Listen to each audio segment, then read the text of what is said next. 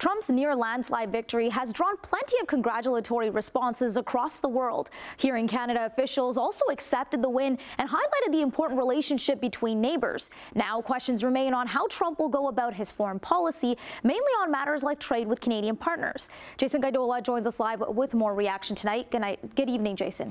Good evening, Manisa. Prime Minister Justin Trudeau did congratulate Trump on his victory last night and is confident that they will have a successful partnership. But that will likely be tested when our free trade agreement comes up for review in 2026. And every citizen, I will fight for you, for your family and your future. Every single day I will be fighting for you. U.S. President-elect Donald Trump wasted no time by declaring he will fix America after his sweeping victory last night. I will govern by a simple motto: promises made, promises kept. We're going to keep our promises. Nothing will stop me from keeping my word to you, the people. Now that the Republican is back in the White House, relationships with allies are reignited. Numerous leaders across the globe sent out congratulatory messages to Trump on his victory. I begin by congratulating President-elect Trump on his historic election victory. As the closest of allies, the UK and US will continue to work together. Prime Minister Justin Trudeau did the same, adding, "The friendship between Canada and the U.S. is the envy of the world. I know President Trump and I will work together to create more opportunity, prosperity, and security for both of our nations." Mr. Trump tends to look at foreign policy, foreign relations in personalized terms, in transactional terms, and in unpredictable ways. It's likely Canada will not be able to escape the geopolitical pull from the U.S. administration change.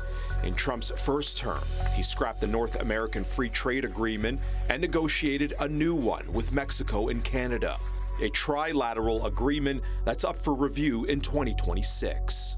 We are heavily dependent on trade with the United States. 80% roughly of our trade is with the U.S. That is not the same thing for the U.S. We also have this problem that as United States becomes more protectionist, we have more difficulties in exporting the United States. Known for engaging in trade wars in the past. And if there's a retaliation against our farmers and our industrial workers, our ranchers, if any of that goes on, we're going to kick in another $257 billion, and that'll be also at 25%. Trump has proposed 10% tariffs across the board. A Canadian Chamber of Commerce report suggests those tariffs would shrink the Canadian economy, resulting in around $30 billion per year in economic costs.